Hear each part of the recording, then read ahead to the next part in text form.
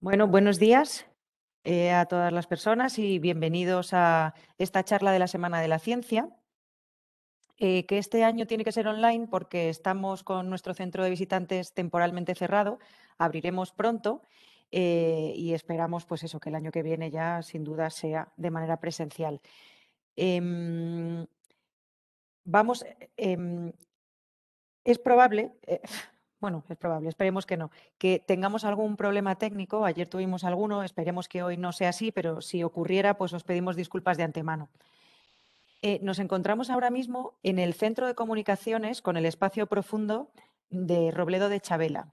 Ese centro de comunicaciones pertenece a la Red de Espacio Profundo de la NASA, que es una red compuesta por 3 centros. Uno está en California, otro está en Australia y otro es este, en el que nos encontramos ahora mismo. Y nuestro centro de visitantes está adyacente a este centro. Para que sepáis a lo que me estoy refiriendo con la red de espacio profundo, os voy a poner un vídeo cortito y así pues entendéis a lo que me refiero.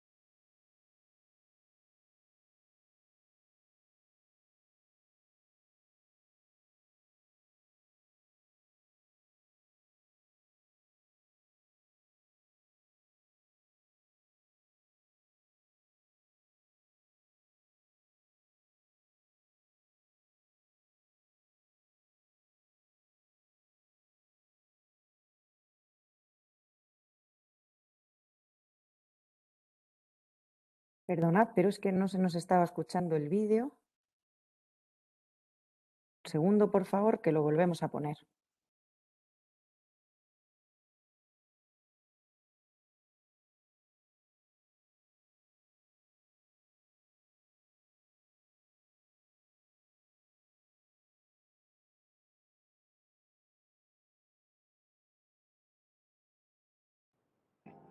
¿Dónde se encuentra el DSN? Un recorrido virtual por la red de comunicaciones del espacio profundo de la NASA. La NASA tiene exploradores robóticos en todo nuestro sistema solar y más allá. ¿Cómo nos comunicamos con estas naves espaciales que están lejos? Con las grandes antenas de la red de espacio profundo, o DSN por sus siglas en inglés. El DSN tiene 3 complejos de antenas separados de manera uniforme alrededor del mundo, en Estados Unidos, España y Australia. Eso significa que a medida que el mundo gira, al menos un complejo de antenas siempre puede entrar en contacto con naves espaciales sin importar dónde se encuentren. Visitemos estos 3 complejos para aprender más sobre cada uno. El complejo de comunicaciones con el espacio profundo de Goldstone se encuentra a las afueras de Barstow, en California, Estados Unidos. Construido en 1958, Goldstone fue el primero de los 3 complejos de antenas del DSN. Los vecinos de Goldstone incluyen burros, tarántulas y tortugas del desierto. El centro de visitantes de Goldstone se encuentra en un museo de historia local en las cercanías de Barstow, en California, donde hay muchas exposiciones con las que puedes interactuar. Y también hay maquetas para ver. Ahora viajemos al Complejo de Madrid, en España. El Complejo de Madrid también tiene una serie de antenas para ayudar a la NASA a comunicarse con las naves espaciales. Y un centro de visitantes que miles de personas visitan para realizar un recorrido o una excursión cada año. Allí se pueden ver maquetas, juegos interactivos y presentaciones sobre temas espaciales. En Madrid es posible que veas vacas, ovejas y pájaros preciosos también. Vayamos al único complejo del hemisferio sur. El complejo de comunicaciones con el espacio profundo de Canberra, en Australia. El Centro de Visitantes de Canberra también tiene muchas exposiciones y maquetas para ver, incluidos los vehículos exploradores de Marte y trajes espaciales de astronauta. Ofrecen recorridos sin presentaciones también. Algunos de los vecinos del complejo de Canberra son canguros, lagartos y loros. Si bien cada ubicación está a miles de kilómetros de distancia entre sí, hay algunas cosas que todas tienen en común. Por ejemplo, cada complejo tiene una antena enorme de 70 metros de diámetro y varias otras antenas de 34 metros de diámetro. ¿Por qué estas antenas son tan grandes? La gran cantidad de superficie ayuda a recoger y concentrar energía al recibir datos y enviar comandos. Entonces, cuanto más grandes son, más lejos de la Tierra pueden comunicarse. Cada complejo también está ubicado en un terreno en forma de cuenco. Esta geografía ayuda a proteger las antenas de señales de radio externas que podrían interferir con las señales que usamos para comunicarnos con las naves espaciales. Además, cada complejo contiene una sala de control donde se produce la comunicación con la nave espacial. Luego, cada sala de control envía los datos al Laboratorio de Propulsión a Chorro, o JPL, de la NASA, en el sur de California. El centro de control de la misión allí lo distribuye a científicos e ingenieros de todo el mundo. Y, por supuesto, los 3 complejos del DSN están formados por personas increíbles que ayudan a la NASA a hablar con todas nuestras naves espaciales. No te vayas de la Tierra sin nosotros. Para obtener más información sobre la red de espacio profundo de la NASA, visita go.nasa.gov/about-DSN.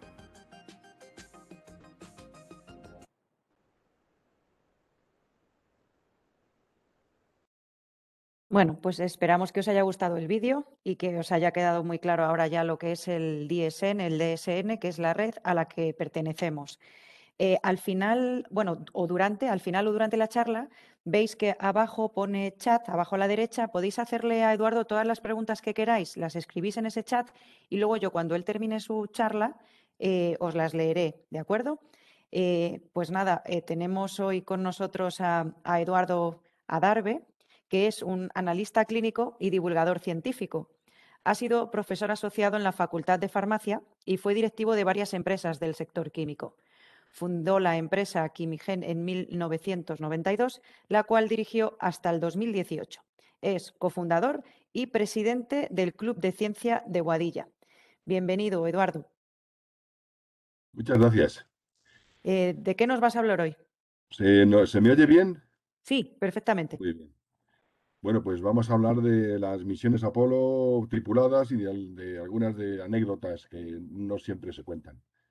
Así que, bueno, en primer lugar, muchas gracias a todas las personas que se han conectado para oír en directo esta charla y a las que se conecten en el futuro y oigan esto después en diferido con la grabación. Muchas gracias a todos por dedicar estos minutos a escucharme.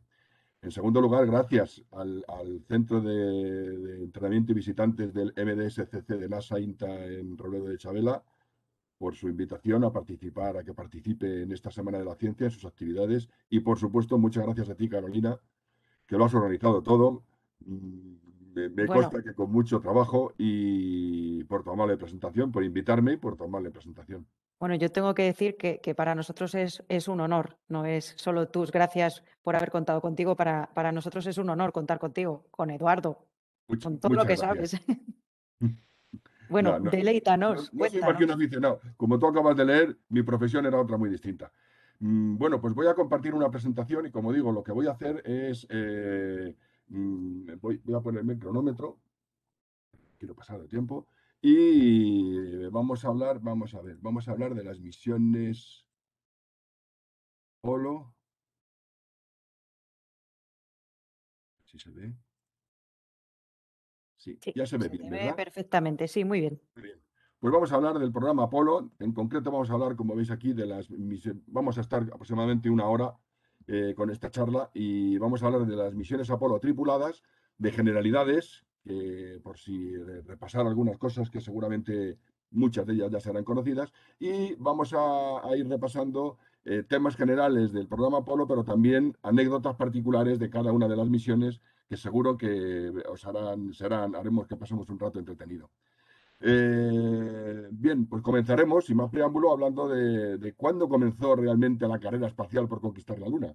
Y empezó ese día, el día de ese discurso.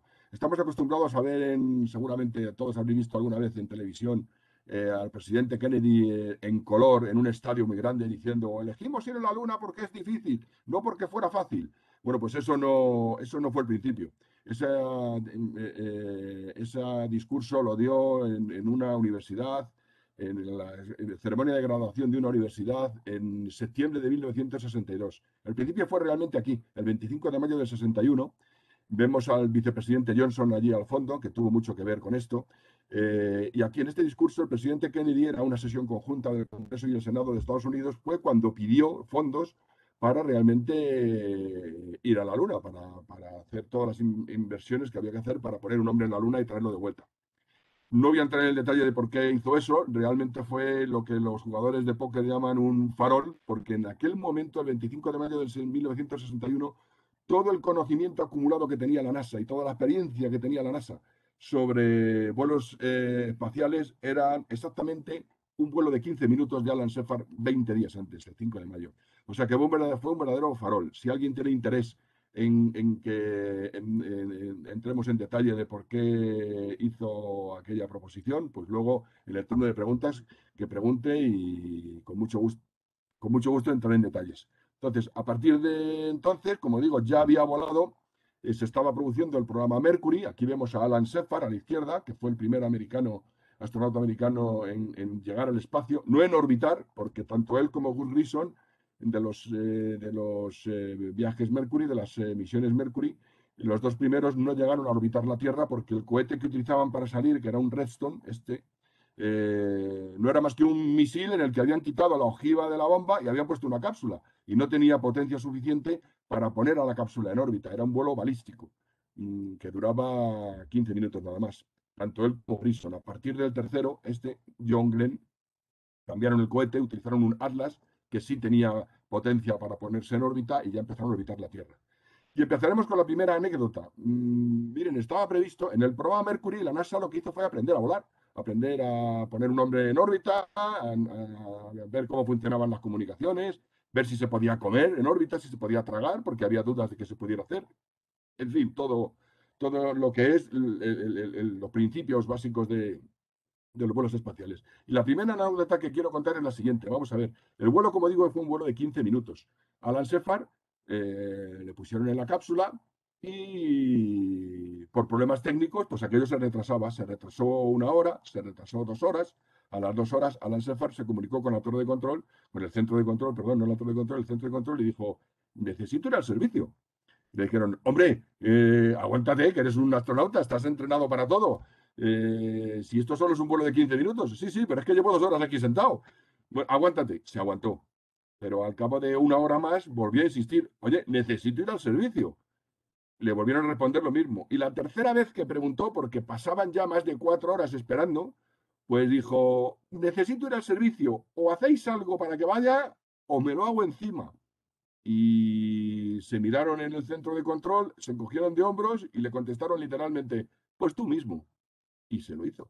Así que el primer hombre, el primer americano que fue al espacio, bueno, ahí entra ya la leyenda de si los sensores médicos que llevaba le produjeron calambres o no le produjeron calambres, cortocircuitos. De hecho, los desconectaron, pero no al principio. Con lo cual, seguramente tuvo algunos calambrazos. Y esta es la anécdota, que el primer americano que fue al espacio en la primera misión Mercury, pues fue un poquito húmedo. Después del programa Mercury, se produjo el programa Gemini. En el programa Gemini las naves ya eran cápsulas un poquito más grandes, iban 2 astronautas.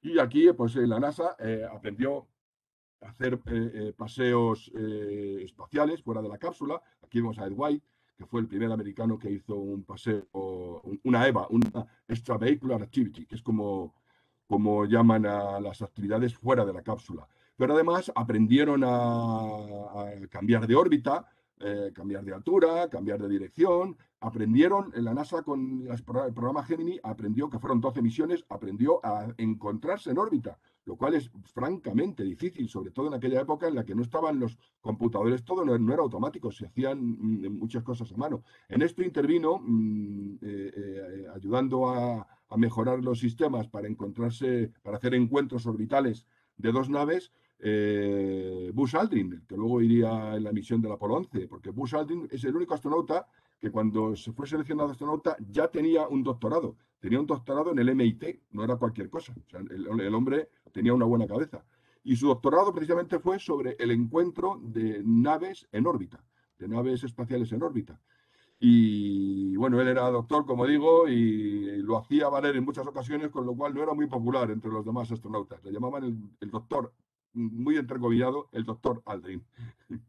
Bueno, pues las últimas misiones Gemini ya coincidieron con las primeras misiones Apolo. Y cuando lo primero que tuvieron que decidir en el programa Apolo era cómo iban a ir, porque había varias maneras y varias arquitecturas del vuelo espacial para ir y volver a la Luna. Uno era el vuelo directo. Como vemos aquí a la izquierda, una nave despegaba de la Tierra, iba hasta la Luna, aterrizaba en la Luna, despegaba y volvía. ¿Cuál era el problema? Que la nave, para que hiciera todo esto, tenía que tener, era un tamaño enorme, una cantidad de un consumo energético enorme, y era inviable. La segunda opción, que era la que le gustaba a Von Braun, era decir, bueno, pues como tenemos que ir a la Luna a volver, pues, y la nave no queremos que sea especialmente grande, excesivamente grande, pues hacemos varios despegues desde la Tierra, en órbita ensamblamos la nave que va a la Luna, en órbita de la Tierra. Esa nave va a la Luna, aterriza, despega y vuelve a la Tierra. Aún así, seguía siendo requería una nave con mucha energía, una nave muy grande, mucho más grande de lo que ya de por sí fue el Apolo y el cohete Saturno V. La tercera opción, defendida por un ingeniero de NASA, era, John Hubble se llamaba, era la opción de despegar de la Tierra y que la nave que iba, pues fuera una nave secuencial, una nave que iba dejando partes de sí según las iba utilizando. Despegaba de la Tierra, llegaba a la Luna, aterrizaba en la Luna, una parte se quedaba en la Luna, la otra parte de la nave volvía a encontrarse con un módulo que se quedaba orbitando, se transferían las muestras y los astronautas, y esa pequeña nave con la que habían subido volvía hacia la Luna, se llama la Luna, y volvían solamente con un módulo de control a la Tierra. Esta era la que requería menos necesidad energética, podía ser una nave menos grande, a pesar de lo muy grande que eran, pero era más asequible. Y bueno, pues la insistencia de John Hubble al final acabó convenciendo a Von Braun, y cuando Von Braun estuvo de acuerdo, pues eso fue casi lo definitivo para que todo el comité que tomaba la decisión decidiera que se utilizaba el encuentro en órbita de la Luna. Von Braun era reticente a esto porque por entonces, insisto, que las cosas no eran automáticas, pues consideraban que era muy peligroso el hacer el encuentro de las naves en órbita de la Luna. Preferían que fuera en órbita de la Tierra. Pero como digo, se eligió finalmente esta arquitectura del vuelo espacial a la Luna porque era el que menos necesidades energéticas tenía. Dicho esto, para que tengan una imagen aproximada de los tamaños comparados a la misma escala, pues miren, este es el cohete de los Mercury, el Reston. Este es el cohete Titán que se utilizaba en las naves Gemini, y este es el cohete Saturno V con el que se lanzaba la nave Apolo que estaba aquí. La nave Apolo realmente solo es la cápsula. Como aquí, la cápsula Gemini solo es esto y la cápsula Mercury solo es esto. Los demás es el vector o cohete lanzador, que como digo es el Reston, en este caso el Titán y el Saturno V. Y para que vean una comparación con los transbordadores espaciales, pues este cohete, el Saturno V completo, esto medía 110 metros de altura, y el transbordador espacial pues aproximadamente medía unos 60 metros de altura, con él era la mitad aproximadamente. Como todo lo que hacía la NASA para sus vuelos espaciales, pues todo lo construían empresas privadas americanas. Salían a concurso, las empresas se presentaban y el que ganaba el concurso fabricaba, dentro de las especificaciones y el diseño que había hecho la NASA, fabricaba lo que le hubieran encargado. En concreto, el cohete Saturno tenía 3 etapas: la etapa 1, la 2 y la 3. Como ven, la 1 pues se fabricaba por Boeing en Nueva Orleans, Era tan grande que bajaba en una barcaza a través del río Mississippi y por el Golfo de México llegaba hasta Florida, donde se ensamblaba el cohete Saturno V.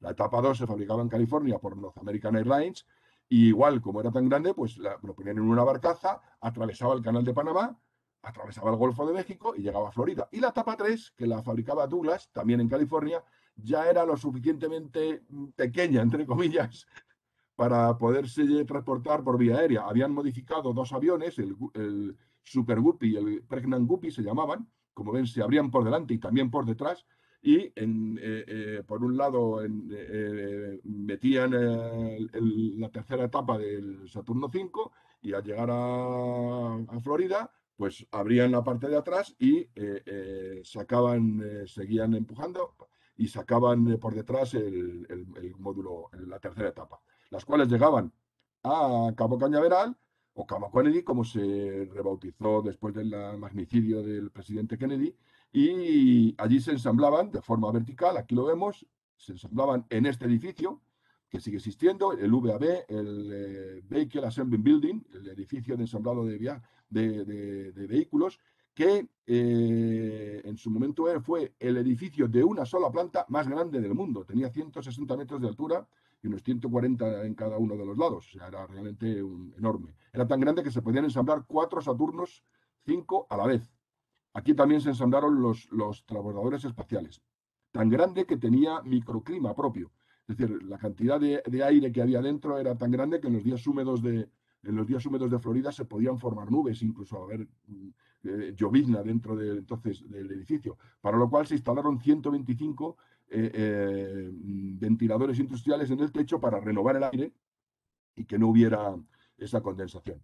Pues bien, el Saturno V con la cápsula Apolo se montaban en vertical y sobre la propia plataforma de despegue.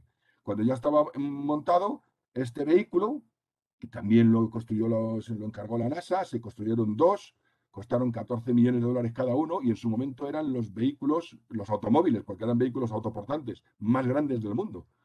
Ellos siguen funcionando. Fue el primer hombre que hizo, el primer americano, no primer hombre, que hizo un paseo espacial, y Roger Chaffee, que era la primera vez que iba a volar, pero iban a hacer unas pruebas generales y lamentablemente en esas pruebas generales, en parte por las prisas por alcanzar la meta propuesta, pues los controles de calidad de algunos circuitos no fueron adecuados, había algunos cables pelados, en una atmósfera pura de oxígeno se produjo el desastre. Hubo un incendio y en cuestión de segundos pues fallecieron los 3 astronautas. Aquí les vemos precisamente a los 3 entrando para hacer la prueba. Quedaron completamente carbonizados en cuestión de segundos. Curiosamente, en una entrevista unos días antes a Gus Grissom, a Vince Grissom, había dicho, le preguntaron por el riesgo que corrían y él mismo había dicho que el riesgo era muy grande, pero que pasara lo que pasara, tenían que seguir adelante, que era el riesgo de avanzar en la ciencia y avanzar en la exploración, y que la misión de explorar el espacio estaba por encima de las vidas de cualquiera de ellos, y que pasara lo que pasara, había que seguir adelante con el proyecto.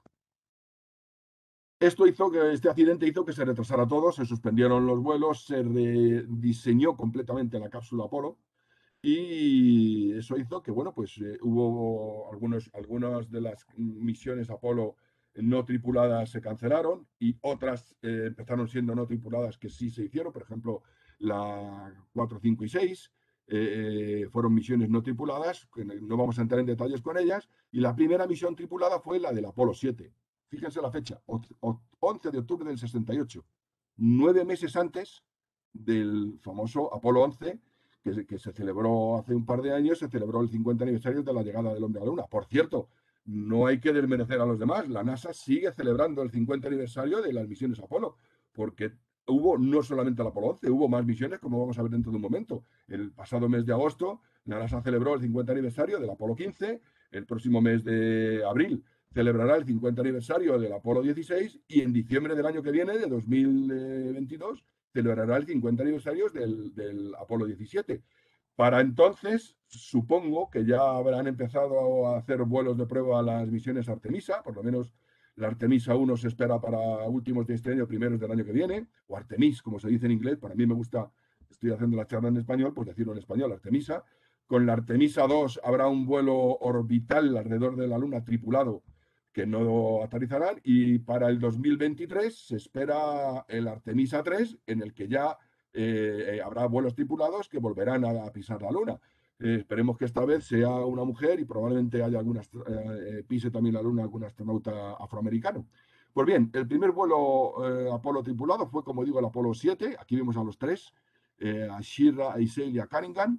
Los objetivos, esto fue una misión solamente para orbitar la Tierra, y era para probar sistemas de supervivencia, sistemas de comunicación, todo tipo de sistemas de vuelo.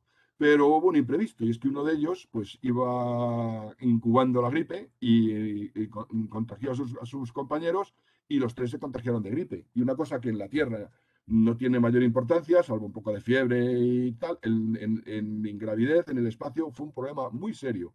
Entre otras cosas, imagínense que las mucosidades no caían por gravedad, se quedaban en su nariz, en su garganta, y tenían serios problemas incluso para respirar. Eso agrió sus relaciones, agrió su carácter, hubo muchas discusiones entre ellos, hubo discusiones entre ellos y el centro de control, y llegaron incluso a incumplir órdenes directas. O sea, llegaron al extremo de, hubo un día que no hubo una transmisión de televisión, simplemente porque en el protocolo de trabajo del día no estaba escrito que tenían que dar el interruptor que conectaba la televisión, y se negaron a hacerlo y no hubo transmisión. No tengo que decirles que no volvieron a volar. Cuando bajaron, los aspectos técnicos de la misión se habían conseguido, pero a ellos se les puso en fin, en una lista negra, entre comillas. No creo que existiera tal lista, pero se tuvo en cuenta su comportamiento y no volvieron a volar, no volvieron a volar en ninguna misión. Aprovecho para hablarles del traje. El traje espacial que le vemos aquí era un traje que tenía un montón de capas, era un traje que les aislaba cuando estaban fuera de la nave, era el traje para las EVAs, las actividades extravehiculares. Estas conexiones son para su agua de refrigeración y de calefacción, y también para el oxígeno. Están duplicadas, simplemente son las mismas, pero por duplicado. Y lo curioso de esto, bueno, pueden ver versiones con el cuello, este aro metálico en rojo, y otras con el aro metálico en azul. Son distintas versiones del traje. Y he de decirles que fue por concurso, naturalmente. Cada traje costaba unos $100.000. Piensen que el sueldo de un astronauta en las misiones Apolo oscilaba entre 25 y $30.000 de aquella época. Era el sueldo que tenían en su graduación como militares, que eran la mayoría de ellos. Neil Armstrong no lo era. Trabajaba para el ejército, pero no era militar ya. Había abandonado el ejército. Y como digo, bueno, pues esto salió por concurso, y el concurso lo ganó una compañía, y fabricaba esa compañía los trajes. Lo curioso es qué compañía fue la que ganó. Seguro que las señoras todas van a conocerla cuando inmediatamente que se lo diga. La dificultad de este traje era combinar caucho en algunas de sus capas, caucho con tejido textil. Y eso hacía que la mayoría de las pruebas que hacían las compañías quedaban los trajes rígidos, muy rígidos. La compañía que consiguió combinarlos adecuadamente y que no quedaran rígidos era una compañía que tenía mucha experiencia en hacer ese tipo de mezcla de caucho con textil. Y no era ni más ni menos que la compañía que fabricaba los sujetadores Plaites, el cruzado mágico de Plaites. Así que esa compañía fue la que hicieron una división específica, especial, un edificio, se hacían a mano, costureras que cosían los sujetadores, las mejores, las llevaron a ese centro para coser a mano. Se hacían a medida los trajes espaciales que se utilizaron en las misiones Apolo. Lo que no todo el mundo sabe es que el precursor de ese traje fue un diseño que hizo el ingeniero granadino Emilio Herrera en 1935. Era la escafandra astronáutica que diseñó, y no la diseñó naturalmente basándose en las escafandras de los buzos. Y él no la diseñó para un vuelo espacial, sino la diseñó pensando en las ascensiones a la estratosfera que se empezaban a hacer con globos aerostáticos. Misiones de investigación. Y ya ponía, estos son alambres donde llevaba para que no se inflara por la pérdida de presión atmosférica, no se inflara el traje, en fin, determinadas cosas que fueron de mucha utilidad para los ingenieros que diseñaron el traje de las misiones Apolo. Pasamos al Apolo 8. Estamos hablando de diciembre del 68. Como ven, o sea, en 9 meses pasamos de la primera misión tripulada a pisar el hombre en la Luna. Fue todo muy rápido. Aunque en la mente colectiva tenemos la idea de que estos progresos fueron muy poquito a poquito. Pues no. Cada 2 o 3 meses salía una nave Apolo con avances. En este caso, el Apolo 8 estaba previsto que hicieran pruebas del módulo lunar en órbita de la Tierra. Pero resulta que la empresa que fabricaba el módulo lunar, la compañía Grumman, que veremos después, no había terminado, iban con retraso, no habían terminado el módulo lunar, y al mismo tiempo los servicios de inteligencia americanos detectaron o previeron que existía la posibilidad de que los rusos mandaran una misión tripulada a orbitar la Luna. Como no se quería volver a estar por detrás, era una carrera espacial. Los dos países, la Unión Soviética y Estados Unidos, estaban compitiendo por ver quién ponía primero un hombre en la Luna. Ante esta tesitura, en NASA decidieron que la misión Apolo 8, que era la segunda misión tripulada, pues que en lugar de hacer pruebas alrededor de la Tierra, fuera y orbitara la Luna. La tripulación que estaba preparándose para el Apolo 8, para orbitar la Tierra y probar el módulo lunar, no quiso hacer ese cambio. Entonces se cambiaron. Estos eran los que estaban previstos para ser la tripulación del Apolo 9. Pasaron al Apolo 8 y se fueron a la Luna, orbitaron la Luna y volvieron. Aquí hubo una cosa curiosa y es esta. Miren, el 24 de diciembre, estando en órbita alrededor de la Luna, pues para toda la humanidad, la tripulación del Apolo 8 leyó los primeros versículos del Génesis. No para los cristianos, son versículos muy genéricos, válidos para toda la humanidad. Pero no deja de ser un texto religioso, naturalmente. Los versículos del Génesis son parte de la Biblia. Entonces, la señora Madeleine Murray O'Hair demandó a la NASA. Esta señora era una activista atea y muy activa, pro ateísmo en Estados Unidos, y demandó a la NASA porque los astronautas hicieron ostentación de sus, como pongo aquí, de sus creencias religiosas, estando de servicio y apuesto que estaban a bordo de una nave que era de propiedad federal. Pues la cosa tuvo su intríngulis, tanto es así que llegó a la Corte Suprema de Estados Unidos y allí no entraron la Corte Suprema no entró a discutir el fondo del asunto, no sé qué hubiera pasado, sino simplemente llegó a rechazar el caso finalmente por una cuestión jurisdiccional, porque dijeron que su jurisdicción no llegaba a la Luna, ¿no? Y así quedó el caso sobreseído. Pero esto trajo mucha cola, como veremos dentro de un momento. ¿Cómo comían? Pues miren, la comida que llevaban los astronautas era comida liofilizada o deshidratada. Las dos variantes tenían, a la cual simplemente se añadía, cada una llevaba escrito lo que había en la bolsita, cuánta agua había que añadir, si había que calentarla o no, y eso es lo que comían. La verdad es que se quejaban bastante los astronautas de las características organolépticas, es decir, de lo apetecible que les resultaban esas comidas. He de decirles que las comidas de los astronautas dieron un impulso y mejoraron enormemente tras las misiones en el Skylab. Allí fue donde antes se desarrolló unas comidas para los astronautas prácticamente con la misma textura que en la Tierra. Pasamos al Apolo 9. Estos eran los que no habían querido ir a la Luna porque estaban, lo que se estaban entrenando para probar esto, para probar el módulo lunar. Aquí vemos el módulo lunar que lo fabricó la compañía Grumman. Y bueno, pues eran un módulo en el que les exigieron, iban con retraso, pero les exigieron continuamente quitar. Aquí abajo, perdón, ven dos fotografías de otros dos modelos, el que presentó General Dynamics y McDonnell, para que vean que efectivamente para cada cosa que encargaba la NASA se presentaban varias compañías, elegían una, en este caso fue Grumman, pero había más modelos, más propuestas. Entonces, como digo, pues a Grumman le tuvieron mucha presión para quitar peso, tanto es así que quitaron los asientos, en el módulo lunar había muy poquito espacio, era muy pequeño, no había asientos, iban colgando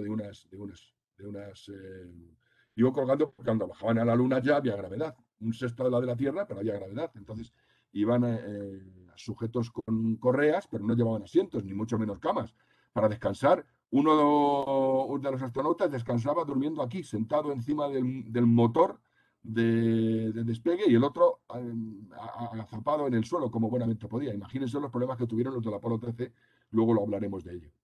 Tanto era así que en el motor de despegue, para volver a encontrarse con el módulo lunar que se quedaba en órbita, para quitar peso, la tobera de exhaustación de los gases del motor la hacían tan delgada que se consumía, se fundía con la primera ignición del motor. Eso hacía que el motor no se pudiera probar en la Tierra. Es decir, cuando iban a la Luna, y ponían en marcha el motor para volver a la Tierra, nunca se había probado. Eran motores nuevos, nunca fallaron, pero siempre cruzaban los dedos, porque ese motor no iba como los demás motores de todo el programa Apolo, que primero se probaban. Ese motor nunca se podía probar, porque con la primera ignición se quedaba inservible, en una palabra, el motor. Así que iban sin probarlos.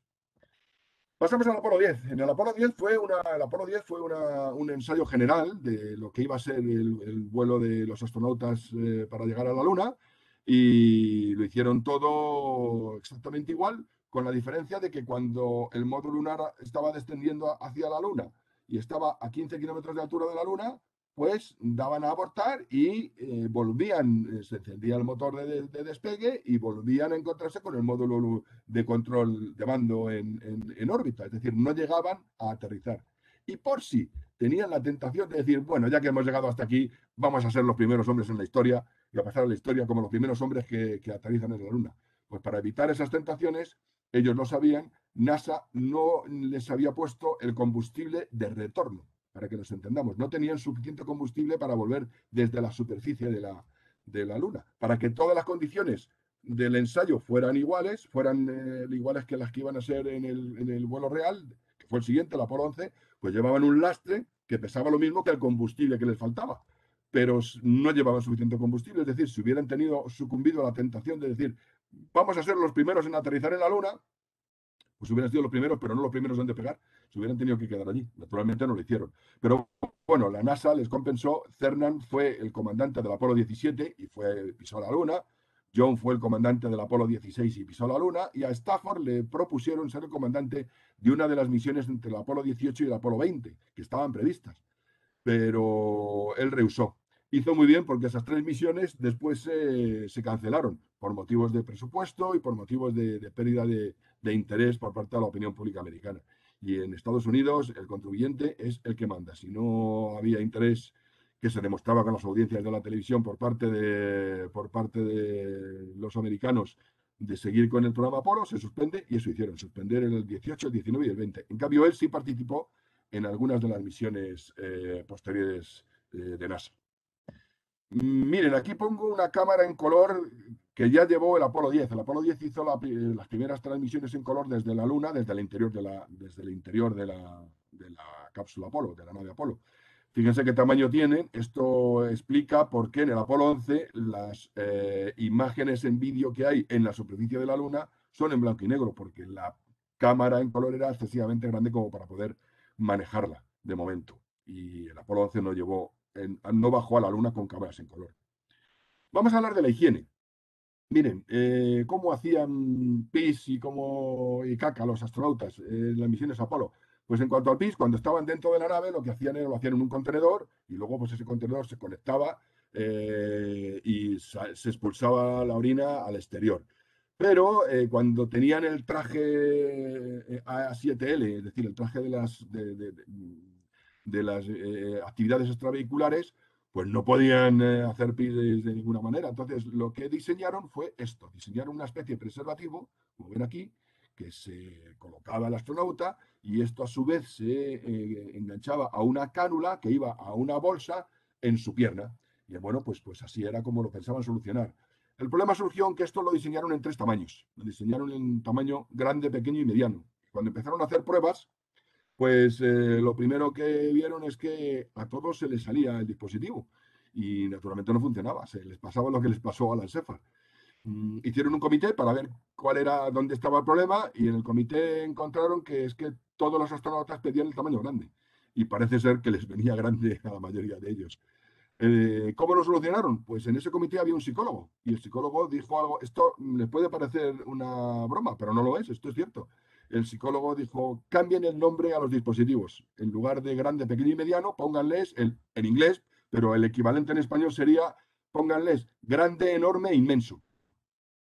Y se acabó el problema. Siguieron pidiendo el grande, y con eso pues ya no hubo ningún incidente más. En cuanto a cómo hacían caca, pues miren, cuando estaban dentro de la nave, todos los astronautas se quejaban, entre otras cosas, de los olores que había en la nave. Pues lo que hacían era, pues es muy gráfico estas fotografías. Hicieron este dispositivo que era adhesivo, Y entonces este dispositivo dentro de la nave se apartaban dentro de la cápsula Apolo, se lo colocaban, tenían que tener muy buena puntería y después añadían unos germicida, añadían un germicida y con ese germicida se evitaba que hubiera fermentaciones.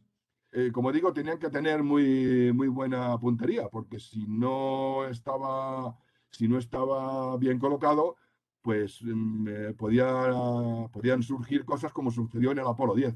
En el Apolo 10 hay conversaciones entre los astronautas grabadas muy graciosas, en las cuales, bueno, pues discuten entre ellos de quién es el autor de algún elemento que apareció flotando en la cápsula indeseable y discutiendo sobre quién era, si era de uno, si era de otro, la consistencia de uno, la consistencia del otro, en fin, una conversación curiosa. Cuando tenían el traje de las EVAs puesto, pues lo que tenían eran unos pañales, y tenían unos pañales grandes, naturalmente, para adultos, y esos pañales estaban personalizados. Aquí vemos uno de Astron, por si tenían la necesidad durante alguno de los paseos lunares que hacían de utilizar el pañal. Y esto traía otra consecuencia, y es que en el viaje de ida iban acumulando todos los desperdicios que tenían, desperdicios de la comida, envases, las bolsitas con las heces, toda su basura, la iban acumulando y cuando bajaban a la Luna, naturalmente para volver a la Tierra, cuanta menos energía necesitasen, mejor. Y transportar peso es consumir energía. Les llevan esa energía para transportarse ellos mismos y las muestras de rocas que trajeron de vuelta a la Tierra. Así que lo primero que hacía el comandante de todas las misiones Apolo cuando aterrizaban en la Luna y salía afuera era echar esta bolsa debajo de la cápsula, debajo de la nave, con los desperdicios que se habían acumulado en todo el viaje de ida. Así que, ya ven ustedes, lo primero que hacía el hombre cuando llegaba a la Luna, lo que hizo el hombre en todas las misiones fue lo que hacemos todos por la noche, tirar la bolsa de la basura. Y aquí está la prueba, como les digo. Y llegamos a julio del 69, al Apolo 11. Bueno, pues esta fotografía es descriptiva por ella sola. Aquí vemos a Neil Armstrong muy sonriente, feliz, sabiendo que va a pasar la historia, que va a ser el primer hombre que va a pisar la Luna. Aquí vemos a Buzz Aldrin, el doctor Aldrin, sonriente, sabe que va a ser el segundo hombre en pisar la Luna, que también va a pasar la historia, pero no es el primero. En las enciclopedias van a venir, todo el mundo va a conocer el nombre del primero. Y que conste que utilizó toda su influencia como coronel, era coronel y su grado, y además también las utilizó su padre, que era general, en intentar por todos los medios ser el primero, y además tenía sus motivos. Si alguien tiene interés en que ahondemos en esto, me lo preguntan al final y se lo detallo.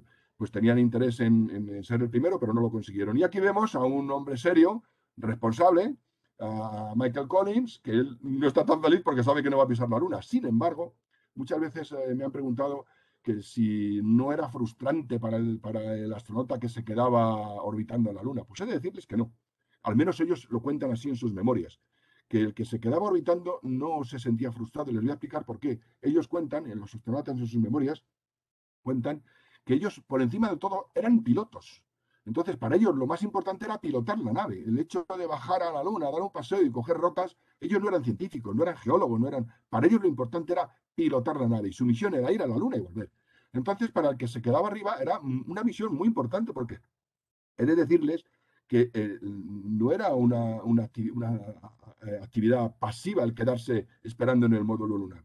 Piensen, perdón, en el módulo de mando. Piensen que el módulo lunar que subía desde la superficie de la Tierra no podía maniobrar, solamente tenía un motor que le permitía subir y ponerse a la altura en órbita, a la altura a la cual podía moverse y desplazarse el módulo de mando para ir a su encuentro. Es decir, el módulo de mando era el responsable en hacer la maniobra de ir al encuentro del módulo lunar y de hacer la maniobra de acoplarse con el módulo lunar. Era el módulo de mando el que hacía todo eso, el que se movía. Y todo eso lo hacía guiado por el astronauta que se quedaba en el módulo de mando, con lo cual tenía una gran responsabilidad. Y como les digo, por encima de todos eran pilotos y se sentían contentos de tener esa enorme responsabilidad. Anécdotas sobre el Apolo 11, pues hay muchísimas. Bueno, por cualquiera de las misiones. Yo he seleccionado las anécdotas que a mí me han gustado, pero hay libros y libros, hay literatura hay libros sobre cada una de las misiones enteras. y luego las memorias de cada astronauta. Y luego, con lo cual, bueno, por eso les digo que hay muchísimas anécdotas. Una que conocerán todos, porque habrán visto la película del primer hombre, seguramente, es las famosas alarmas 1201 y 1202. Estas alarmas no eran más que mensajes del ordenador. La capacidad de memoria del ordenador que iba a bordo del módulo lunar era muy pequeña, infinitamente más pequeña que la de cualquiera de nuestros móviles. Supongo que eso lo sabrán y lo habrán oído muchas veces. Con lo cual, al recibir señales no sincronizadas, tanto del radar de altura, que marcaba la altura sobre el que les quedaba para aterrizar en la Luna. Y fíjense que digo aterrizar en la Luna, no alunizar, porque es aterrizar en el sentido de tomar tierra, de tomar terreno, no el tierra del planeta Tierra. No es amartizar, avenusizar, es aterrizar en Marte o en Venus o en la Luna. Entonces, al recibir el ordenador las señales del radar de altura sobre la Luna para el aterrizaje, al mismo tiempo que señales no sincronizadas desde el radar que tenía enfocando al módulo de mando por si había que abortar la misión y volver rápidamente al módulo de mando, eso saturaba la memoria del ordenador y afortunadamente el ordenador y el programa estaban diseñados de forma que priorizaba las tareas. Entonces empezaba por las más importantes y las menos importantes las dejaba. Y eso es lo que hacía con estas. No procesaba esas señales. Y las alarmas 1201 y 1202 simplemente informaban de eso. Informaban de que el ordenador estaba dejando tareas sin hacer, pero que no eran importantes. De hecho, siguieron adelante y no hubo ningún problema en los aterrizajes. Algo que no todo el mundo conoce, miren, cuando aterrizaron en la Luna, en el Apolo 11, y ya habían hecho todos los controles de que estaba todo correcto, pues Buzz Aldrin, que era muy religioso, era una persona muy religiosa, es una persona muy religiosa, lo primero que hizo fue una Eucaristía. Llevaba un pequeño cáliz consagrado y unas hostias consagradas y hizo una pequeña ceremonia, una pequeña Eucaristía. Naturalmente esto fue privado y no se le dio ninguna publicidad. ¿Por qué? Porque por entonces todavía no había terminado el pleito del Apolo 8. Así que ante la duda de que pudiera pasar, pues no se hizo ninguna publicidad de esto. Ese cáliz actualmente está depositado, como he puesto ahí, en la iglesia de Webster, en Texas, que es la iglesia presbiteriana a la que pertenecía Buzz Aldrin. Otra anécdota entre las muchas que hay sobre el Apolo 11. Pues miren, cuando salió el Apolo 11 ya se habían imprimido unos 150 millones de sellos con un astronauta, conmemorativos, con un astronauta pisando la Luna con el pie izquierdo. Y también varios miles de monedas conmemorativas en plata. Y de repente a alguien en el servicio postal se le ocurrió, ¿y qué sucede si pisan con el pie derecho? Tenemos que volver a hacer todo, tenemos que tirar esto a la basura. Así que autorizaron a un responsable del servicio postal americano a desayunar con los astronautas en el último desayuno antes del despegue. Y en ese desayuno les advirtieron, les explicó el problema que había, que ya se habían imprimido todos estos millones de sellos, etcétera, que por favor, fuera quien fuese, porque ese señor no lo sabía quién iba a ser, que fuera quien fuese el primero que pisase la Luna, que lo hiciera con el pie izquierdo, que si no había que tirar a la basura 150 millones de sellos y miles de monedas de plata, refundirlas. Esto me trae, miren, ven aquí están los autógrafos de Aldrin, de Armstrong y de Collins. Bueno, pues eso me sirve para hablarles de esto. Los astronautas no tenían seguro de vida, no había ninguna compañía que admitiera asegurarles, porque el riesgo realmente era muy elevado en aquellas misiones. Como mucho se consideraba que en el Apolo 11 tuvieron un 50% de probabilidades de volver sanos a no volver. Entonces, la NASA permitió dos cosas. Uno, que dejaran una serie de sobres firmados, autografiados en la Tierra, porque se supone que si les pasaba algo y no volvían, serían de gran valor para los coleccionistas y a sus familias les serviría como, bueno, pues como seguro de vida, por decirlo así. Y al mismo tiempo a ellos les permitían llevar un número limitado, pequeño, un número pequeño de sobres con un tampón de correos, que esos sobres, estando en la Luna, firmaban los sobres, les ponían el sello del tampón y luego volvían y se vendían y igual, bueno, pues eso les suponía a los astronautas algunos ingresos extras, porque, insisto, su sueldo era el sueldo que tenían normalmente como el cargo que tuvieran en la jerarquía militar. Más anécdotas. Miren, la famosa huella, que es una fotografía icónica del siglo XX, la huella del primer hombre en la Luna. Pues tengo que desilusionarles y decirles que no es la primera huella, ni es la primera, ni siquiera es de Armstrong. Es una huella de Aldrin, de Buzz Aldrin, como ven aquí, que hizo es profeso y se sacó la foto es profeso para dejar en el archivo. la primera huella de la primera pisada de Armstrong en la Luna quedó inmediatamente tapada por un montón de otras pisadas que dieron alrededor de la escalera del módulo lunar. Otra anécdota, seguro que han oído hablar de este interruptor. Como les decía, el módulo lunar era tan pequeño que cuando realmente se estorbaban los astronautas y cuando se pusieron el traje para salir a hacer el paseo lunar y se pusieron finalmente la mochila de supervivencia, donde llevaban el oxígeno, donde llevaban agua, etcétera, etcétera, pues al moverse, pues se ve que fue Buzz Aldrin. Buzz Aldrin rompió la mochila, rompió este interruptor. Este interruptor era el interruptor que armaba, era el interruptor que ponía en funcionamiento, no que empezaba la ignición, pero preparaba el motor para entrar en ignición, el motor de despegue. Es decir, era el motor con el que tenían que volver a la nave. Se había roto este interruptor y no sabían si se había roto pulsado o sin pulsar, solo había que pulsarlo una vez. Hablaron con la Tierra, con el control, desde el control le confirmaron que estaba sin pulsar, había que pulsarlo. Bueno, pues ¿cómo lo pulsaban si estaba roto? O sea, a él se le ocurrió pulsarlo utilizando un rotulador. Y en el momento oportuno lo pulsó con el rotulador, funcionó, el motor se armó, después entró en ignición y volvieron sin ningún problema. Bien, aprovechando esto, la compañía Fisher, que había diseñado un bolígrafo específico para los vuelos espaciales, que llamaba el Space Pen, era un bolígrafo en el que la mina de tinta llevaba nitrógeno líquido dentro para impulsar a la mina y el bolígrafo escribía en cualquier posición, incluso en ingravidez o en posición vertical. Esto los cosmonautas rusos lo solucionaron llevando lapiceros en lugar de bolígrafos, que costó un montonazo de dinero el diseñar esto, pero bueno, lo hizo una compañía privada. Pues Fisher hizo mucha publicidad diciendo que había sido con su bolígrafo con el que había pulsado el interruptor. Y bueno, vendieron millones de bolígrafos de Space Pen. Y eso es el marketing, porque poco después, el propio Buzz Aldrin en sus memorias lo comenta que cómo de haber pulsado el interruptor con un bolígrafo con punta metálica, que en ningún momento, que eso podía haber causado un cortocircuito, que lo que utilizó fue un rotulador. Este es el rotulador que utilizó. Un rotulador que tenía la punta de fibra. El rotulador modelo Rocket, en concreto fabricado por la compañía Duropen Company. Cuando esto se hizo público, pues la Duropen Company intentó hacer una campaña de marketing para contrarrestar a Fisher y vender sus rotuladores, pero ya se había implantado en la memoria popular que había sido el Space Pen y la Duropen Company no llegó a vender muchos rotuladores, es más, quebró. Otra anécdota, pues miren ustedes, cuando bajaron del Apolo 11, como saben, les recogieron en un helicóptero, les llevaron a un portaaviones, en el portaaviones estaba esperándoles el presidente Nixon, inmediatamente entraron en un módulo, en una caravana de aislamiento donde pasaron la cuarentena, porque no se sabía si traían patógenos, algún tipo de patógeno de la Luna. El portaaviones descargó ese módulo con los 3 astronautas en Honolulu y de allí, en un avión, les llevaron el módulo completo, se transportó a Estados Unidos continental. Pues bien, cuando llegaron a la aduana de Honolulu, como venían de fuera de Estados Unidos, todos los estadounidenses, cuando vuelven a Estados Unidos de vuelta desde fuera de Estados Unidos, tienen que declarar lo que llevan. Y aquí vemos las firmas de los 3, de nuevo, la firma de Armstrong, de Aldrin y de Collins, las 3 firmas, y en su declaración de la aduana vemos que ponen por lo que llevan rocas de la Luna y polvo, muestras de polvo lunar.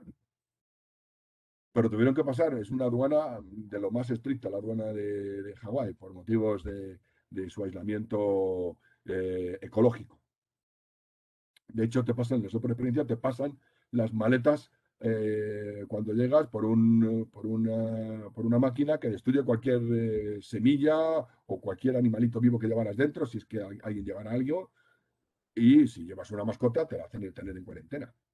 Luego iniciaron una gira mundial, aquí lo vemos, una gira mundial, estuvieron del orden casi 50 países en 30 y tantos días, o sea, no paraban.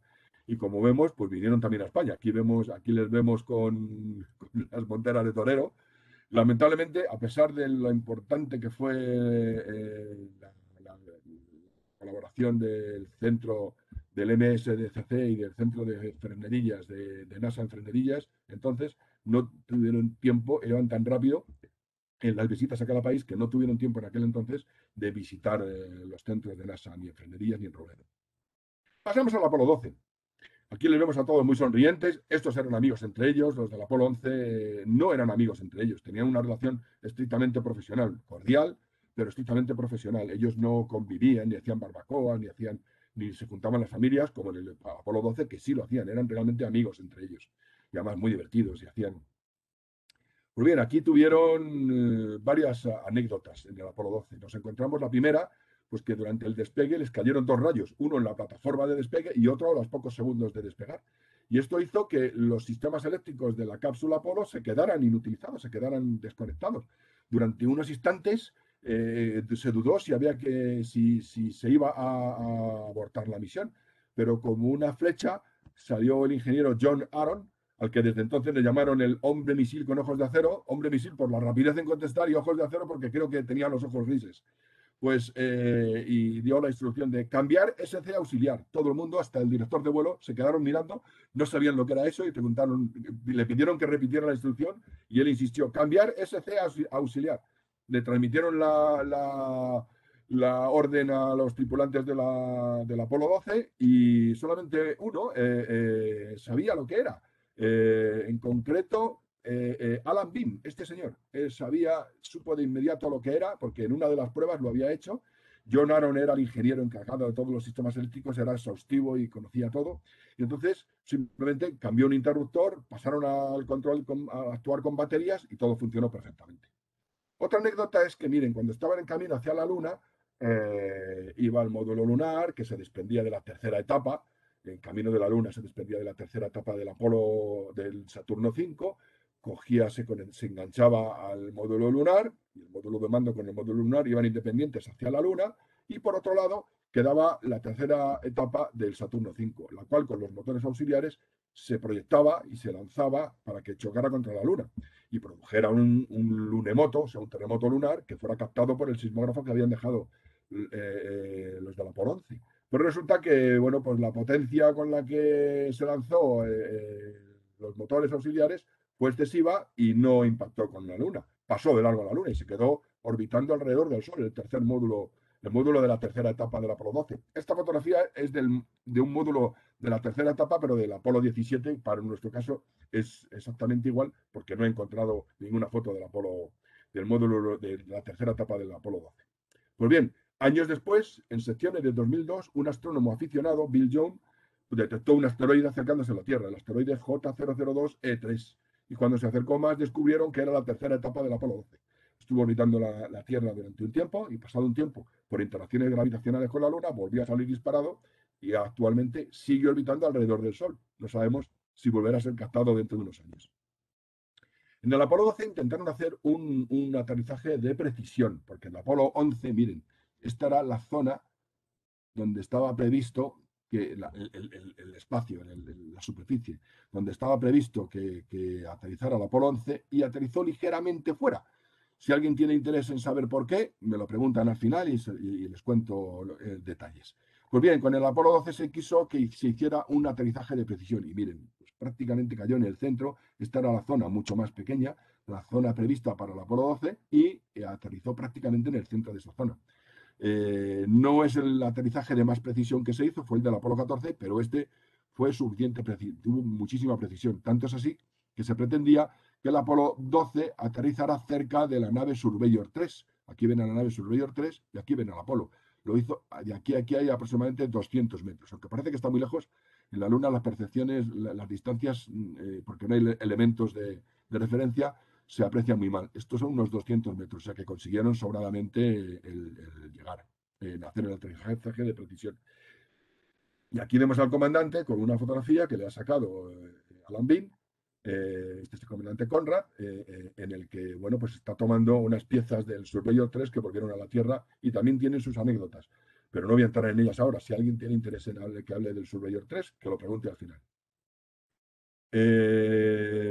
Como le digo, esta foto, este es Conrad, el comandante, y la sacó el otro astronauta. Y aquí vemos otra anécdota. Miren, la periodista italiana Oriana Falacci, que era una periodista muy conocida en aquella época, pues estaba entrevistando a Conrad antes de su viaje con el Apolo 12 y le preguntó que qué frase le había encargado la NASA que dijera. Y Conrad dijo que NASA no les encargaba ninguna frase. Ella no se lo creyó, no se creía que la frase tan grandilocuente de Armstrong fuera de motu propio, como parece ser que sí fue. Y bueno, pues Conrad se apostó $500 con Elena Falache que cuando llegara a la Luna decía lo que se le ocurriera. Y el hecho fue que cuando Conrad bajó a la superficie lunar, pues se encontró con lo siguiente. Miren, esta es la escalerilla por la que bajaban. Tenía 9 peldaños y el último peldaño quedaba por circunstancias. Y si alguien quiere detalles, luego se los doy, porque por circunstancias técnicas quedaba a 1 metro de distancia aproximadamente del suelo. Con lo cual, bueno, pues el volver al primer peldaño les costaba, tenían que hacerlo de un saltito, un cierto trabajo, porque era un peldaño de 1 metro de altura. Los astronautas no eran muy altos, entre otras cosas, porque las propias dimensiones de las cápsulas no lo permitían. El límite estaba en un 80, si no recuerdo mal, en las misiones Apolo. Actualmente es del orden de 1,90, permiten a los astronautas. Es muy sencillo. Cuesta mucha energía poner 1 kilo en órbita o mandar 1 kilo de masa a la Luna. Y son igual de inteligentes los astronautas que miden 1,70 que los que miden 1,80 que de los que miden 1,90. Su inteligencia y su capacidad es exactamente la misma y tienen menos masa. Bueno, pues Conrad, que era además no era de los astronautas más altos, dentro de que todos eran razonablemente bajos o no demasiado altos, pues para Conrad se le ocurrió cuando bajó, pues la frase que dijo fue esta. La traducción es mía y es aproximada. Dice, Whoopi, tío, esto fue un pequeño paso para Neil, pero es uno grande para mí. Aproximadamente esa es la traducción de la frase. Naturalmente, él creyó demostrado que con esa frase estaba claro que dijo lo que se le ocurrió. Según contaba Conrad, Oriana Falachi nunca le pagó la apuesta, los $500. Apolo 12 fue el primero que dejó un paquete de instrumentos científicos organizados y coordinados y conectados entre sí. Los paquetes que llevaron todas las misiones después, los ALSEP, Apollo Lunar Surface Experimental Package. Y ya todas las misiones Apolo posteriores llevaron un ALSEP distinto, no todas eran iguales, pero cada uno llevaba sus instrumentos. Y vemos a Lambín, el pobre, pues tuvo una participación importante en el Apolo 12. Fue, como les digo, el que dio el interruptor de cambiar ese C auxiliar, pero al mismo tiempo fue el encargado de manejar la cámara en color, que llevaban una cámara diseñada más pequeña, y en el primer paseo espacial en el que lo utilizó, la rompió. Apuntó accidentalmente al sol y se quemó el sensor. Así que cámara rota en el primer intento. Al mismo tiempo llevaba un temporizador de cámara de fotos para gastar a una broma. Como les he dicho, eran muy bromistas. Querían salir los dos juntos junto al Surveyor 3, pero se les perdió el temporizador. Claro, eso hubiera dado menudo, lo que hubiera dado en hablar sobre si ya había conspiranoicos diciendo que si se había ido o no se había ido a la Luna, que si eran verdad o no las imágenes del Apolo 11, pues si hubiera sacado una foto los dos juntos junto al Surveyor 3 ya hubiera sido la repanocha, pero se le perdió el temporizador y no pudieron hacerse fotos. Dejó olvidados varios rollos de fotos en el módulo lunar y además tuvo una incidencia, y es que durante el amerizaje una cámara de 16 milímetros que iba dentro de la cápsula Apolo se desprendió y le golpeó en la cabeza. No llevaba los cascos puestos porque no había problemas de despresurización, le causó una brecha, perdió el conocimiento y lo primero que hubo que hacer era echarle puntos cuando fue al portaaviones para cerrarle la brecha. Pasamos al Apolo 13. Lo primero que notarán es que la foto oficial del Apolo 13, miren, están vestidos de calle y no con el traje de astronautas. Esto fue debido, miren, fíjese en el astronauta del medio, en John Schweiger. John Schweiger, esta iba a haber sido la foto oficial de la tripulación del Apolo 13. Como ven, en el centro tenemos a Ken Mattingly, que ha cambiado por el que fue de verdad, John Schweiger. Lo que sucedió es que, bueno, pues se entraba junto con la tripulación de reemplazo. Y 7 días antes del despegue hicieron una comida juntos todas las familias de las dos tripulaciones. De tal manera que la hija de uno de los astronautas, Charles Duke, la diagnosticaron justo inmediatamente sarampión. Y el único de los 6 astronautas que no había pasado del sarampión y no tenía anticuerpos era Ken Mattingly. ante la duda de que hubiera cogido el sarampión, pues le sustituyeron por el piloto del módulo de mando de la misión de repuesto, de la misión de reemplazo, que fue John Schweiger, que fue el que realmente fue el Apolo 13. Y Ken Mattingly pasó a la tripulación de reemplazo, que fue después la tripulación del Apolo 16. Pues, ¿qué les voy a contar del Apolo 13? Que no sepan, si habrán visto la película varias veces del Apolo 13. Les he de decir que casi todo lo que sale en la película, vamos, nada de lo que sale en la película es ficción. Algunos diálogos está ficcionado, pero los hechos técnicos son todos ciertos. Por si a alguno le queda duda de cómo es que llegaron hasta la Luna en lugar de volverse. Pues miren, es que lo que sucedió cuando explotó el tanque de oxígeno del módulo de mando, estaban aquí, estaban mucho más cerca de la Luna que de la Tierra. El consumo energético que necesitaban para dar la vuelta y volver a la Tierra era demasiado grande, ya era mejor, de hecho lo hicieron, llegar hasta la Luna, dar la vuelta y con la propia asistencia gravitatoria de la Luna volver a la Tierra. Era además una maniobra automática, era una maniobra que estaba así diseñada en la arquitectura del vuelo para que si no se hacía nada, si ellos los tres hubieran quedado inconscientes, desde la Tierra se dirigía a la nave para volver desde la Luna a la Tierra. Y por eso fue por lo que llegaron hasta allí. Al principio se pensaba que no se podían salvar los 3 astronautas, que no había consumibles suficientes, pero el director de vuelo insistió en que había que traer a los 3 y lo consiguieron. Por cierto, otra anécdota que tengo aquí apuntada aquí arriba. La famosa frase de Houston, tenemos un problema que todo el mundo tiene en mente, no es correcta. Jim Lovell no dijo Houston, tenemos un problema. Él dijo Houston, we've had a problem. Houston, hemos tenido un problema. Que no es lo mismo, solo como curiosidad. Uno de los problemas que tuvieron más importantes fue llevaban oxígeno de sobra en el módulo lunar, no tenían suficientes alimentos, no tenían agua. Si alguien quiere detalles de estas cosas, me lo pregunta al final. Pero uno de por qué tenían tanto oxígeno. Pero uno de los problemas que tuvieron era para quitar el CO2 de la atmósfera que respiraban. Se retiraba con filtros de hidróxido de litio. Pero resulta que en el módulo lunar no había suficientes. En el módulo de mando sí los había. Pero el filtro del módulo de mando era cuadrado y el sitio donde entraba en el módulo de lunar era redondo. Eran máquinas diferentes con filtros diferentes, no eran compatibles.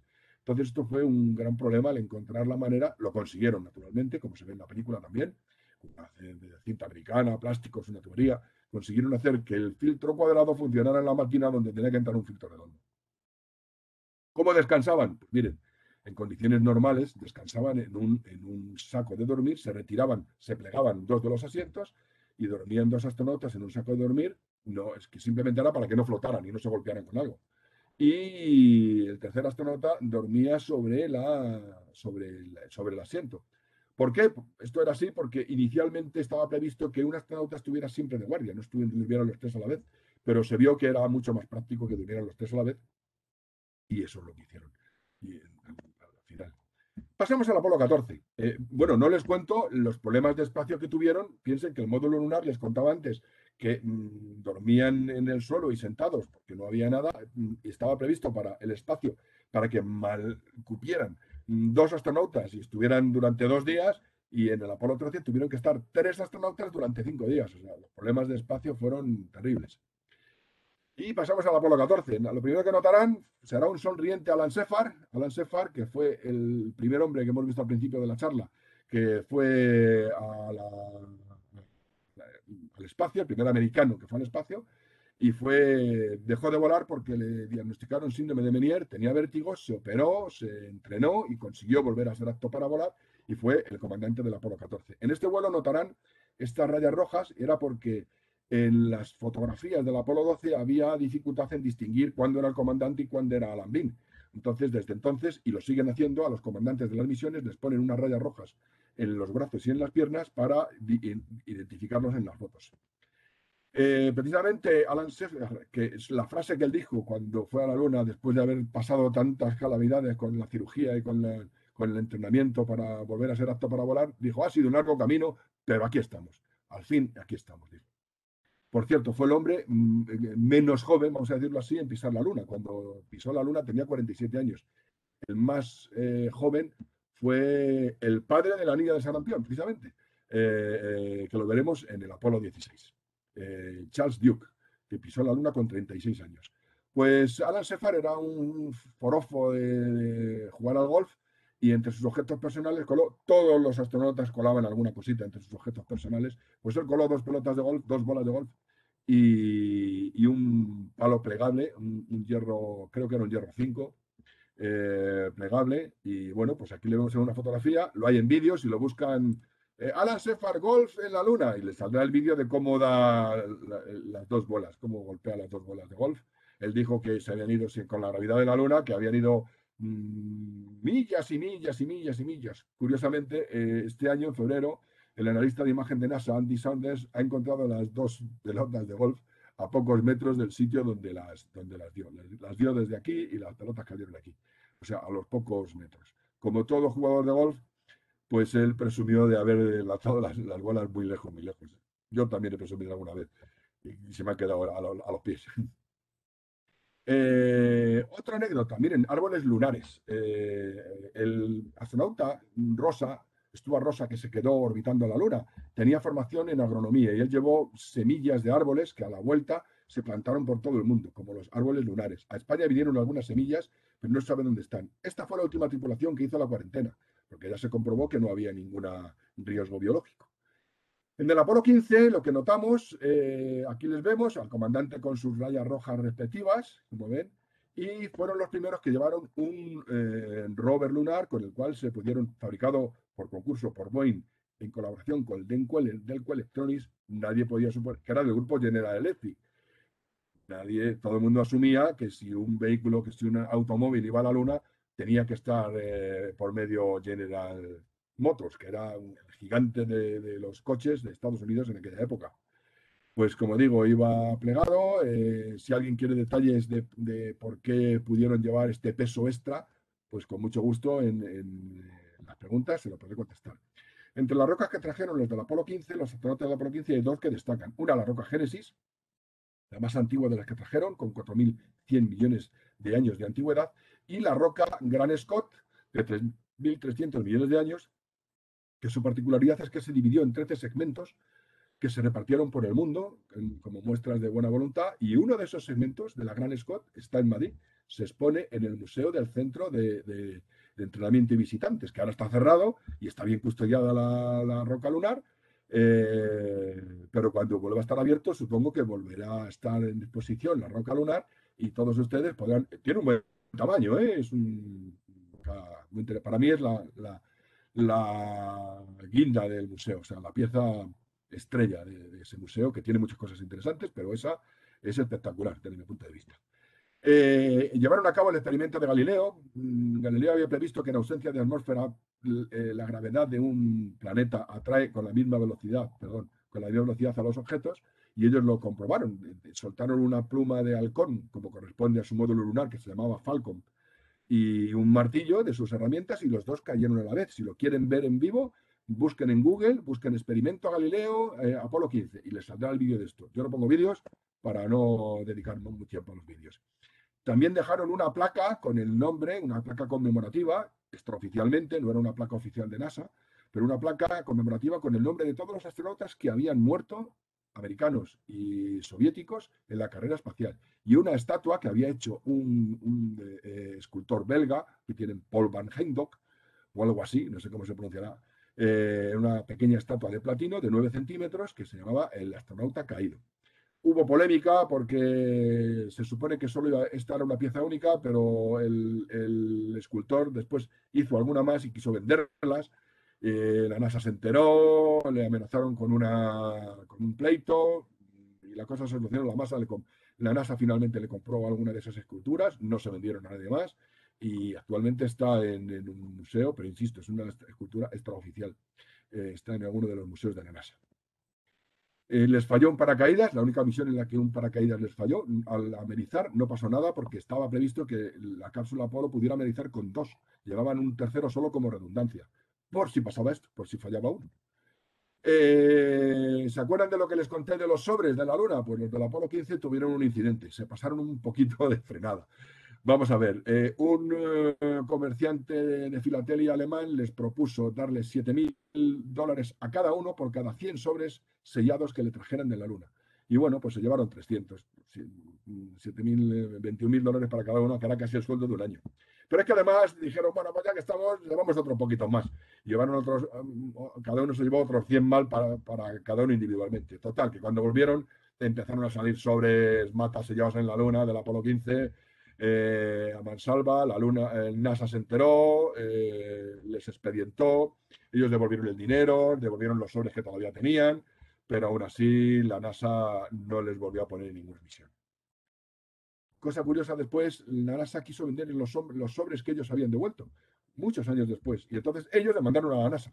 Por esos sobres ganaron el pleito, se le tuvo que dar la NASA los sobres y son ellos los que los han vendido, muchos años después.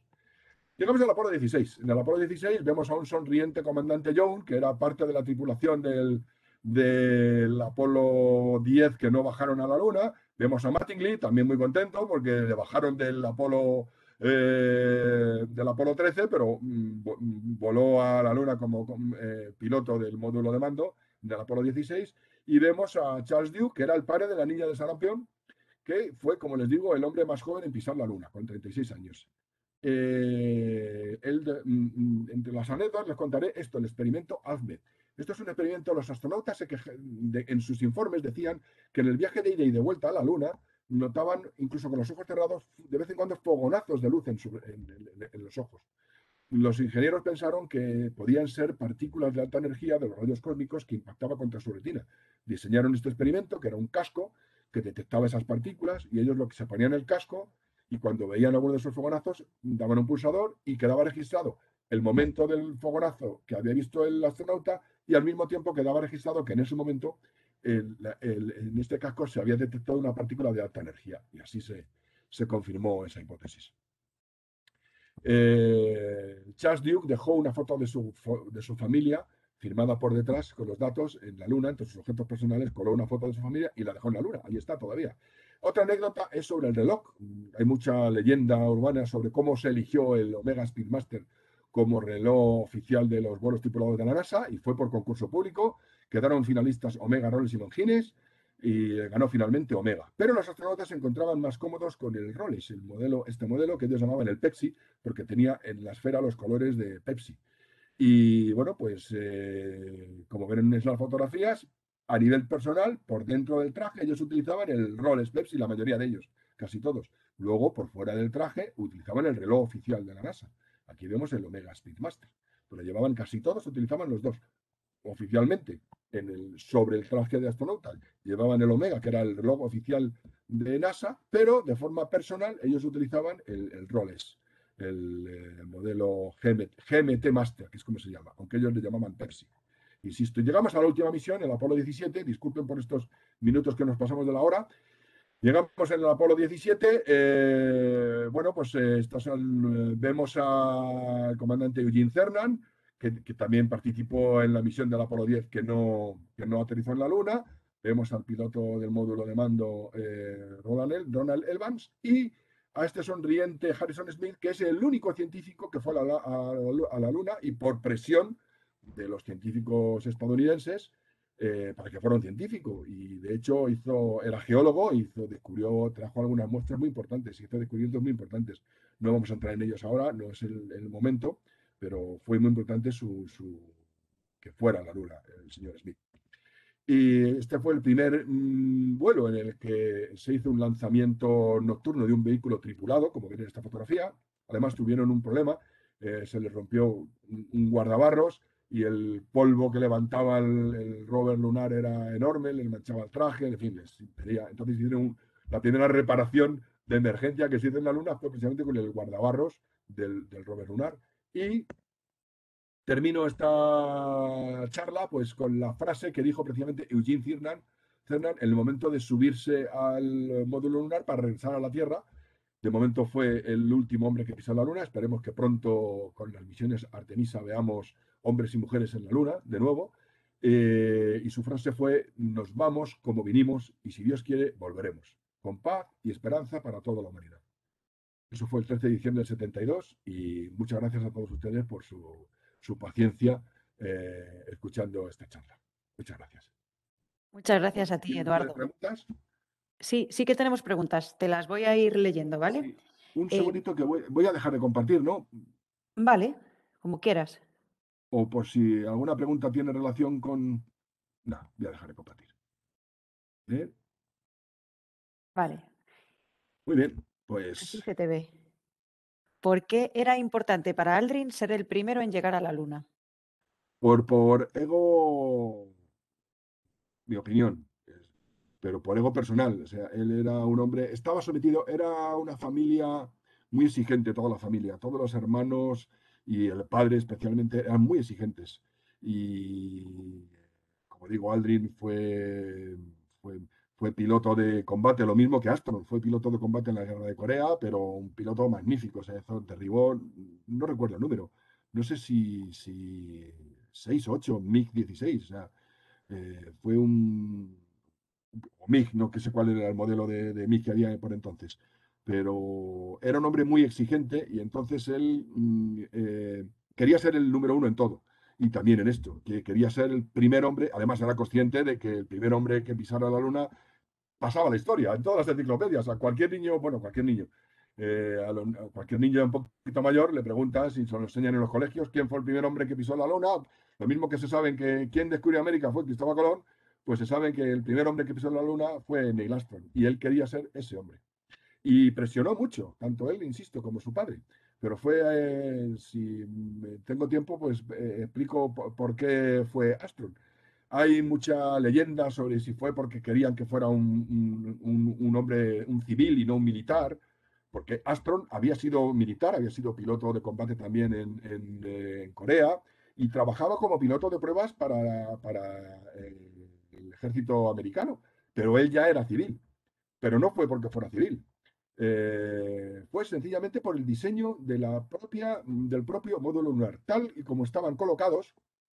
La puerta se abría de una manera en la que cuando se abría la puerta del módulo lunar, el que quedaba frente a la puerta para salir era Armstrong, no era Buzz Aldrin, simplemente. Y entonces no había sitio para que se dieran la vuelta. Era tan ajustado el sitio que una vez tenían puestos los trajes de Eva y los trajes y las mochilas de supervivencia, ya no había sitio para que se cambiaran de lugar el uno por el otro. Así que decidieron, o eso es lo que cuentan en los libros, decidieron, el director de vuelo decidió que Armstrong fuera el hombre que saliera, porque es el que estaba frente a la puerta. Buzz Aldrin dijo que en la nave imperaba la legislación marítima y en la legislación marítima el comandante es el último que abandona la nave, con lo cual el comandante no podía ser el primero en salir, tenía su punto de razón, pero es que era una razón puramente logística, simplemente estaba frente a la puerta Armstrong, el comandante, y siempre era el comandante el que salía. Curioso. ¿Por qué desde las misiones Apolo no se han vuelto a enviar personas a la Luna? Pues por dos motivos, pero estas son opiniones, cuidado, esto no viene en ningún libro, pero después de las cosas que he leído, mi opinión personal es que por dos motivos. Uno, porque se había cambiado la magia, o sea, era una carrera entre dos ideologías, entre dos potencias tecnológicas. Había una de ellas, los Estados Unidos, había demostrado con creces que su tecnología era superior. O sea, Rusia nunca, los Estados Unidos, no Rusia, la Unión Soviética. La Unión Soviética nunca había estado cerca de poder ir a la Luna, y sobre todo porque el que podía haber hecho el cohete que les llevara murió en una operación de apendicitis, el señor Korolev, el ingeniero jefe de las misiones, y por cosas que solo suceden, yo pienso, en la Unión Soviética. O sea, tuvo una apendicitis, una simple apendicitis, y había que operarle. Y no le operó el mejor cirujano de apendicitis de la Unión Soviética, le operó el ministro de Sanidad, que era, por supuesto, el jefe que tenía que operarle, el ministro. ¿Quién mejor que el ministro? Pero el ministro era ministro, pero no era muy buen cirujano, y murió.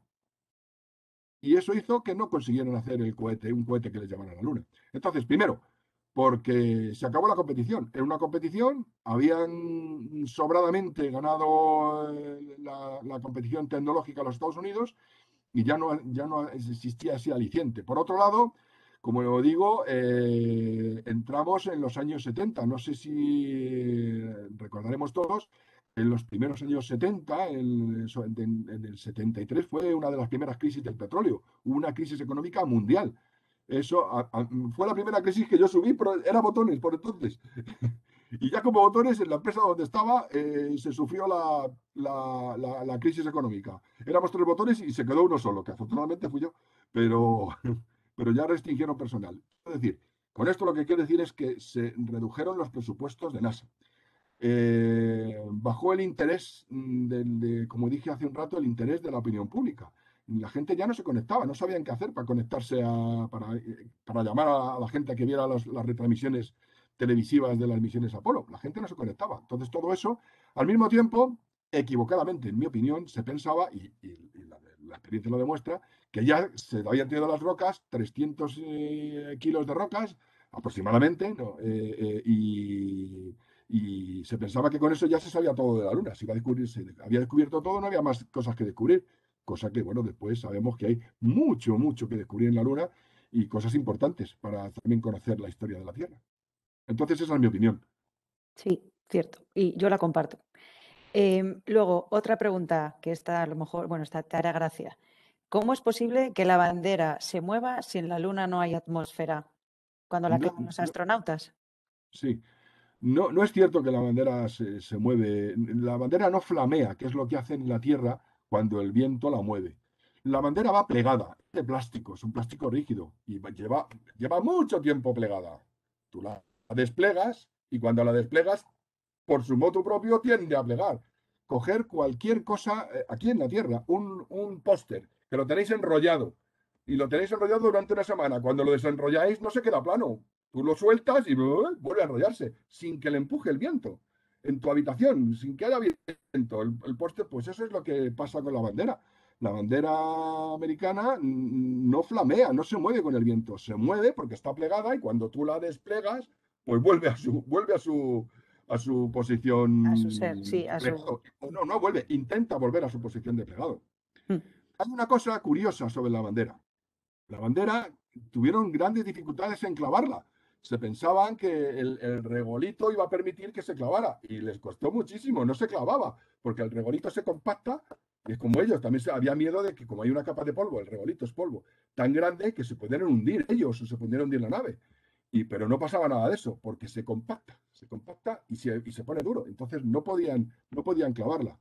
Hay otra anécdota sobre la bandera y es que en el Apolo 11 hay una cosa que se la conoce como la bandera suiza, pero los astronautas no llevaron ninguna bandera suiza. Pero hay un experimento que en algunas fotos se puede ver que es un mástil con no sé cómo decirlo, una especie, entre comillas, de bandera, pero no es una bandera, o sea, es un fragmento de un panel de aluminio largo que lo desplegaron y luego se lo trajeron a la Tierra. Ese era un experimento para detectar partículas del viento solar, que impactaban contra ese aluminio y se las traían para analizar esas partículas, en un sitio donde no había atmósfera que lo impidiera.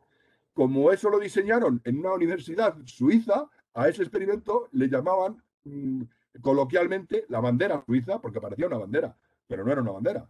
Entonces, si en algún sitio alguien lee sobre la bandera suiza de las misiones Apolo, era ese experimento, no era una bandera, era un experimento diseñado en una universidad suiza de una lámina de aluminio, especialmente tratada naturalmente, para detectar partículas del viento solar.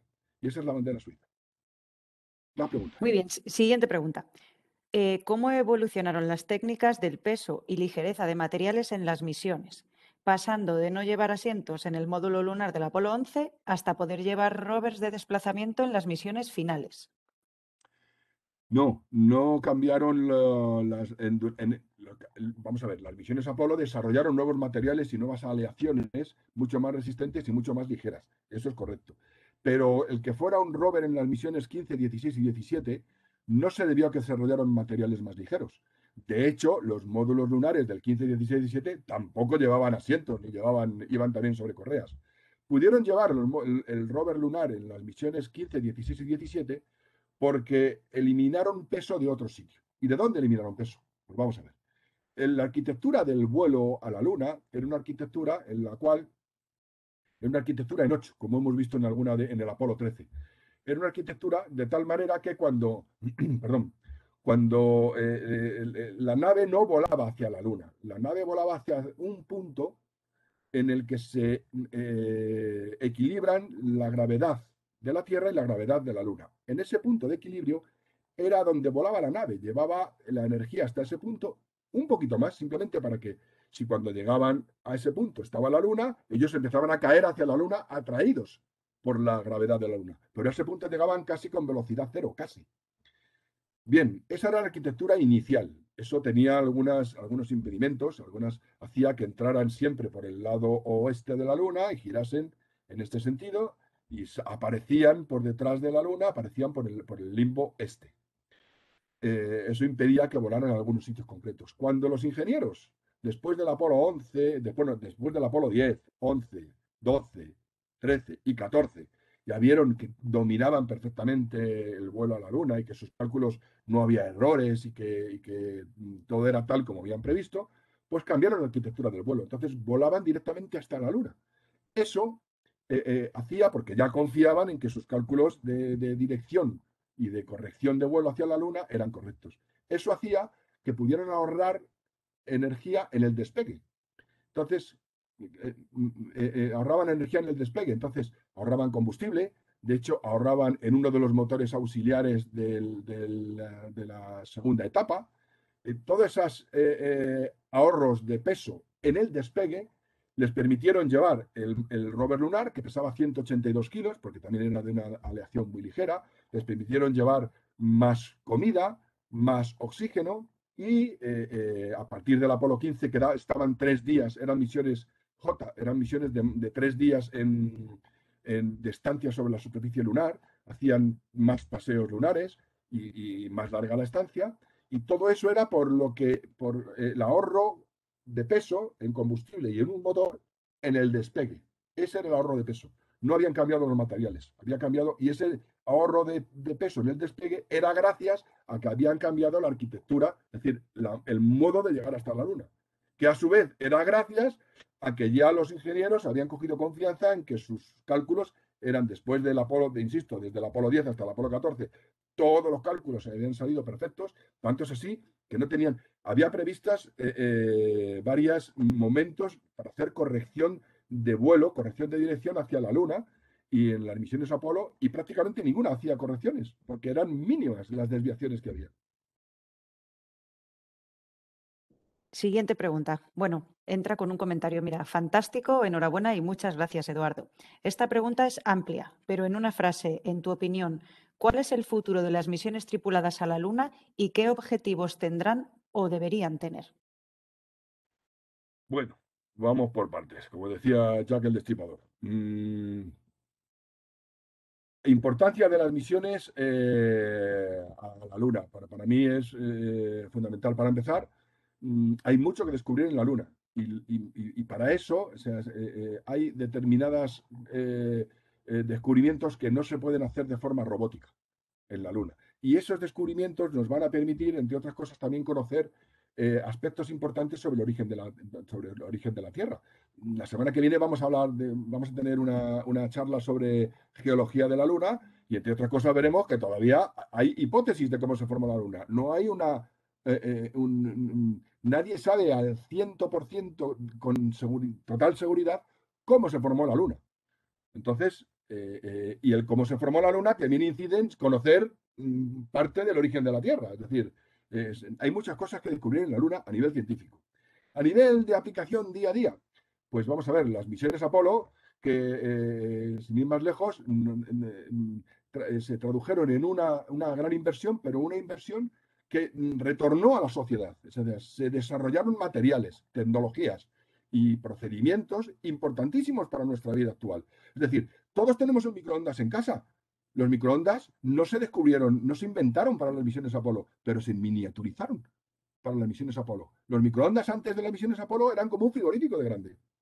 Y el que tengamos todos un microondas chiquitito en casa es porque se miniaturizó en los microondas. Y toda la electrónica en general. Se mejoraron las condiciones de comunicación, las conexiones por antenas electrónicas, materiales, etcétera. Y eso pasó con las misiones Apolo. Lo mismo va a suceder con las nuevas misiones, con las Artemisa y más misiones que va a haber de otros países también, para ir a la Luna. Es decir, ese desarrollo tecnológico es un impulso tecnológico que revierte en la sociedad. Nuevas energías, nuevos materiales, nuevos procedimientos. Energía. Llevamos todos 20 años escuchando que dentro de 20 años habrá una cosa que se llama la fusión fría y que será la solución para todo.